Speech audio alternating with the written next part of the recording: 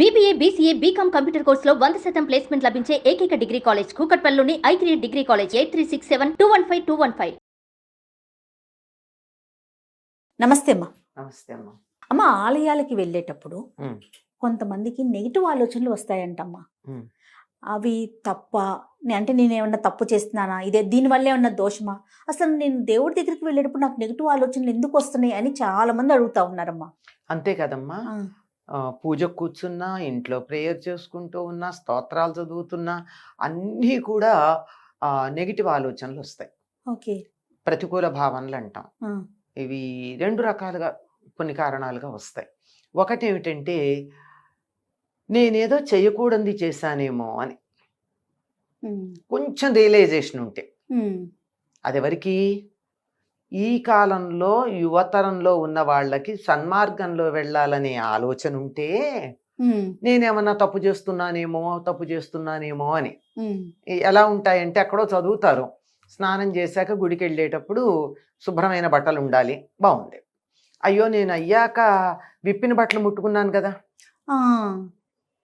అది అమ్మ ముట్టుకోకూడదు అన్నారు కదా, నేను ముట్టేసుకున్నాను. ఇప్పుడు బట్టలు మార్చుకోకుండా నేను గుడికొచ్చా గుర్తొచ్చింది నేను విప్పిన బట్టలు ముట్టుకున్నట్టు. ఓకే.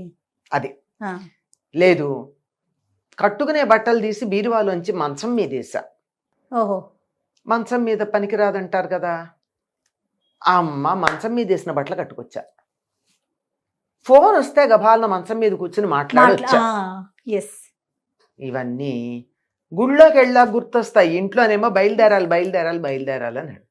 అంటే అపరాధ భావన అంటారు, గిల్టీ కాన్షియస్నెస్. ఇది యువతరానికి సంబంధించింది. పెద్దవాళ్ళు ఉన్నారు, వాళ్ళు నిమిషానికి కంగారు పడిపోతూ ఉంటారు. ప్రతిదానికి కొడుకుల్ని, కోడళ్ళని, కూతుళ్ళని, పక్క వాళ్ళని బాధ పెట్టేస్తూ ఉంటారు. దీనికి నేను, ఎందుకంటే వాళ్ళు చిన్నప్పటి నుంచి చేసిన తప్పులన్నీ పెద్దవాళ్ళు అయ్యాక వాళ్ళు గుర్తొస్తూ ఉంటాయి. అమ్మా, వాళ్ళు చేస్తుంటారు కదా, వాళ్ళు ఏవేవో కూడనివన్నీ అప్పుడు ఆ యవ్వనంలో ఆ ఉమ్మస్సు అంటారే, ఆ ఉమ్మస్సులో ఆ హడావిడిలో ఏవేవో చేసేస్తుంటారు. అత్తగారిని బాధ పెట్టుంటారు, భర్త మాట వినకపోయి ఉండుంటారు. ఇప్పుడు వాళ్ళు ఎవరూ లేరు, దానికి పరిష్కారం చేసుకునే అవకాశం లేదు. అంచేత లోపల గిల్ట్ ఉంటుంది. 24 గంటలు దేవుడు నన్ను ఏం చేస్తాడో, దేవుడు శిక్షిస్తాడేమో, నేను ఈ పని చేయడం వల్ల నాకు ఏం పనిష్మెంట్ వస్తుందో, నేను ఏ పాపం చేశానో, ఏ పాపం వల్ల నాకు ఇట్లా వచ్చిందో, నేను బయలుదేరుతున్నాను, ఎవరో తుమ్మారు, నేను పట్టించుకోకుండా కారు ఎక్కేసి, నాకు కారు బయలుదేరుతున్నాగా తుమ్మారు, నేను దిగలేను, డ్రైవర్ తీసేశాడు, ఇప్పుడు బయలుదేరుతున్నాగా తుమ్మాడు, నాకు పాపం వచ్చింది, ఎవడో తుమ్మాడు. ఇలాంటివన్నీ పెట్టుకుంటారమ్మా. ఇదే కారణం, మనకి అపరాధ భావన. ఎందుకంటే మనం అనుకున్న ఐడియల్స్కి మన ఆచరణకి మధ్య ఉన్నటువంటి తేడా వల్ల వచ్చింది.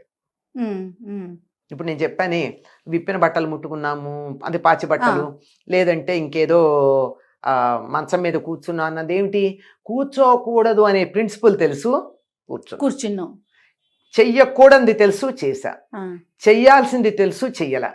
ఇక్కడ ఐడియల్ అండ్ ఆచరణ, ఆదర్శము ఆచరణ, ఈ రెండింటికి మధ్య తేడా వచ్చేటప్పటికి గిల్ట్ ఫీలింగ్ వస్తుంది. ఓకే.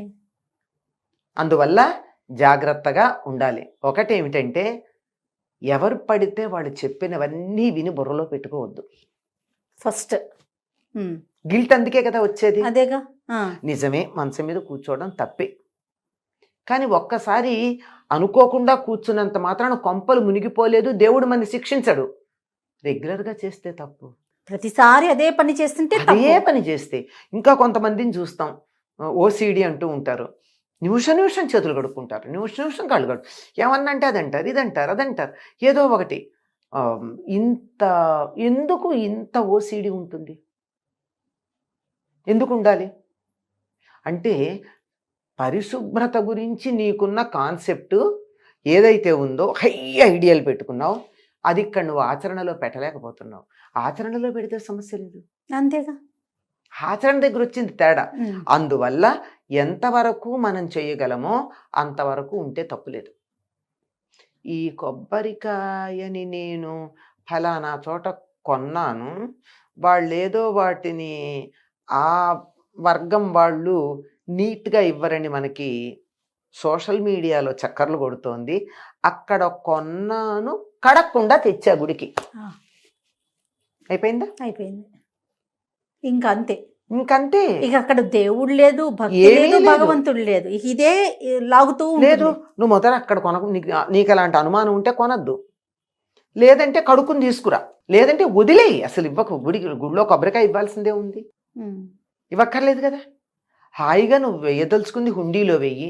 హుండీలో వేయడానికి కూడా నీకు కొన్ని ఇన్హిబిషన్స్ ఉన్నాయి ఈ మధ్య కాలంలో. అందుకని అర్చకుడికి ఇచ్చేసి, ఓ. అది కూడా హుండీలో వేయొద్దని కదా చాలా ప్రముఖ దేవాలయాల్లో అవునవును. హుండీలో వేయొద్దని చెప్తున్నారు. నాకు అదేదో బుర్రలో ఉంది. ఆ. చెప్తున్నా, ఎన్నుంటాయో చెప్తున్నాను ఇవన్నీ. ఆమామామ. ఆ. అలాంటి ఉన్నప్పుడు అర్చకుడు వేసే. అర్చకుడు పెద్ద పొట్టతో ఉన్నాడు, నున్నగా నిగనిగలాడుతున్నాడు, మెడలో బంగారం గొలుసు కూడా ఉంది. వీడు దేవుడి దగ్గర ఉన్నటువంటి దేవుడికి వేసిన డబ్బంతా తీసుకుని మింగేస్తున్నాడు, వీడికి వేయకూడదు. అదొక ఫీలింగ్. అదొక ఫీలింగ్. ఇవన్నీ ఎందుకమ్మా ఇంత చెయ్యాలా? ఇవేమీ వద్దు. ఒక్క రూపాయి వేయి, వాడేం బాగుపడ్డు. ఉమ్. నువ్వు వేసిన రూపాయి వల్ల మేడలు కట్టుకోడు, పొట్ట పెంచుకోడు అర్చకుడు, ఉమ్. పూజారి. ఉమ్. వెయ్యి, నీ మనస్ఫూర్తిగా వెయ్యి. నీ మనసునిచ్చే దేవుడికి. అక్కడికి వెళ్ళాక పూజారి ఎట్లా ఉన్నాడు, హుండీలో డబ్బు ఎవరు తీసుకుంటున్నారు, తెచ్చిన పళ్ళో కొబ్బరికాయో ఎక్కడ కొన్నాను, ఉమ్. ఇలాంటివన్నీ చెప్పులతో పాటు వదిలిపెట్టాలి. సూపర్. గుడి ముందన్న బయట వదిలి లోపలికి రావాలి. లోపలికి రావాలి. చెప్పులు వదులుతున్నామంటే దాంతోపాటు ఇవన్నీ వదిలేయాలి. వదిలేసి నేను దేవుడు అంతే, మిగిలినవి ఏం లేవు అన్న భావనతో వెళ్ళాలి. చెప్పడం చాలా తేలిక, ఐడియాలే ఇది కూడా. ఆచరణ అనుకుంటాను కానీ ఈసారికి ఇవన్నీ నెక్స్ట్ టైం నుంచి అనిపిస్తుంది. ఎక్కడికెక్కడంతే కదా. అందువల్ల మనసు మన అధీనంలో పెట్టుకోవాలి. ఏమీ అనుకోవద్దమ్మా. చాలామందికి కోపం వస్తుంది, వచ్చినా సరే అనేక మందికి మనశ్శాంతి కావాలంటే కొద్దిమందికి కోపం వచ్చినా నాకేం పర్వాలేదు.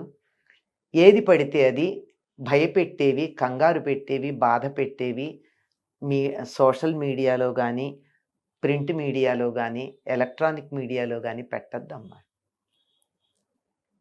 నాకు ఇంత తెలిస్తే నేను సోషల్ మీడియాలో పెట్టేస్తే ఎంతమందిని బాధ పెడుతున్నాను. ఒక నెల రోజుల తర్వాత, ఏడాది తర్వాత, 10 ఏళ్ల తర్వాత నేను పెట్టింది తప్పని నేను రియలైజ్ అయితే ఈ లోపల ఎంతమంది నాశనం అయిపోతున్నారు. అవునమ్మా. Until and unless you confirm. Yes. అది కూడా ఎట్లా, అందులో ముఖ్యంగా ఆధ్యాత్మిక విషయాలు పెద్దలను అడిగి, గ్రంథాలు చదివి, రిఫర్ చేసి, క్లారిఫై చేసి పెట్టండి. ఇది ఇలా బాధపడే వాళ్ళందరి తరఫున నేను రిక్వెస్ట్ చేస్తున్నది. తప్పకుండా అమ్మా.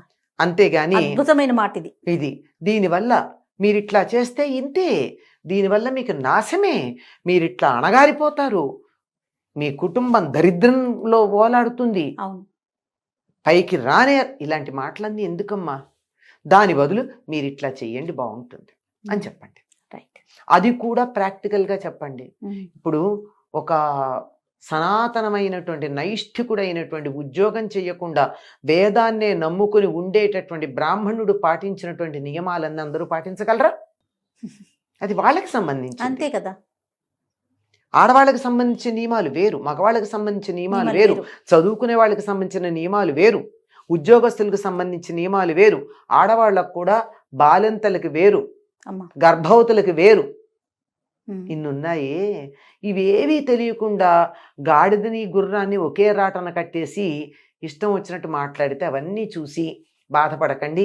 ఎవరైతే మేము పూజ కూర్చున్నా, దేవుడి దగ్గరికి వెళ్ళినా మాకు నెగిటివ్ ఆలోచనలు వస్తున్నాయి అని అనుకుంటున్నారో వాళ్ళందరూ కూడా అందరు చెప్పని వదిలేసి మీ అమ్మా నాన్న చెప్పింది, మీ అంతరాత్మ చెప్పింది వినండి, సుఖపడతారు.